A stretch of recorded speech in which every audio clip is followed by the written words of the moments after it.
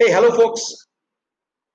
Few days back, I was having a discussion with one of a very dear friend of mine, and we were discussing about the difference between makeup and knowledge. Now, you'll find it very interesting why makeup, and that too amidst knowledge. Well, there's a deep thinking behind this.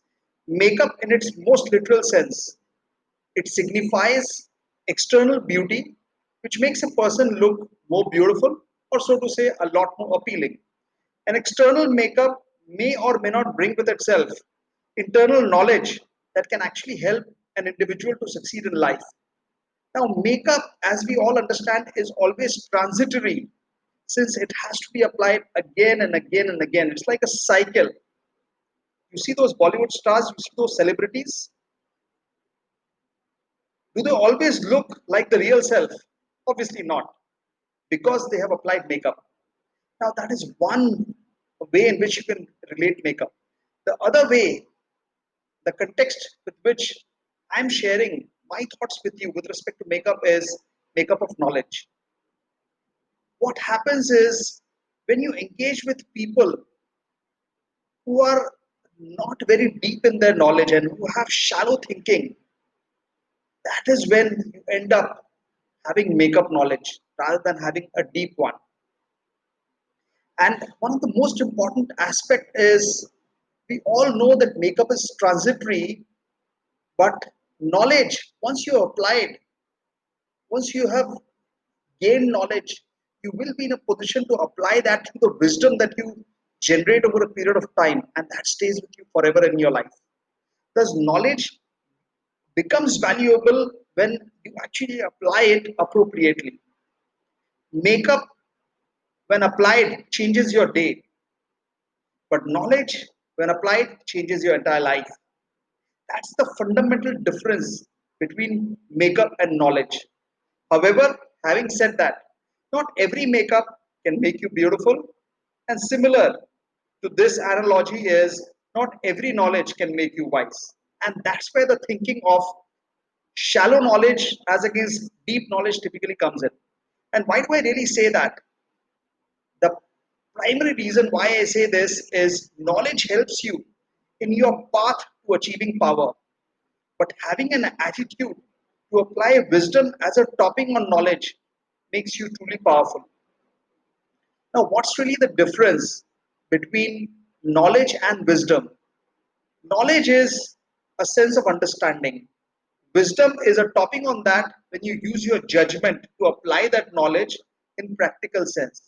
For example, you are learning something new, maybe a new language, maybe a new skill, maybe you're trying something for the first time.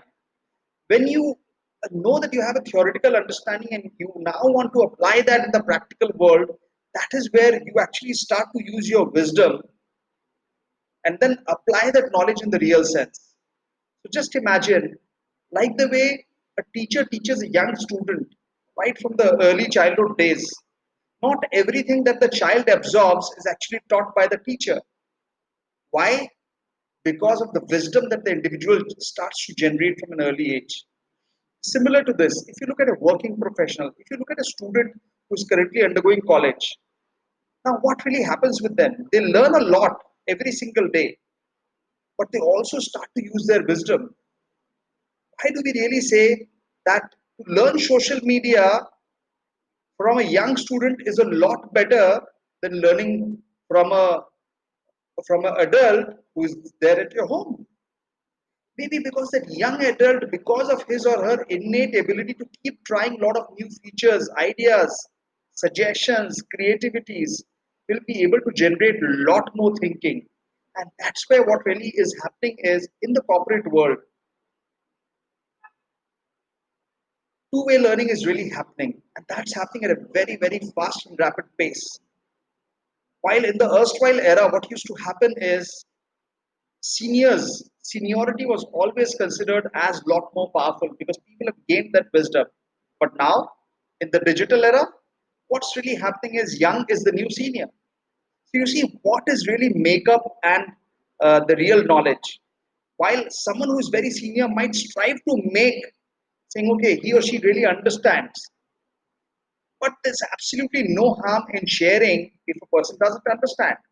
The real thing is, if you don't acknowledge that you don't really have the answers, you won't really know that you need to really learn them.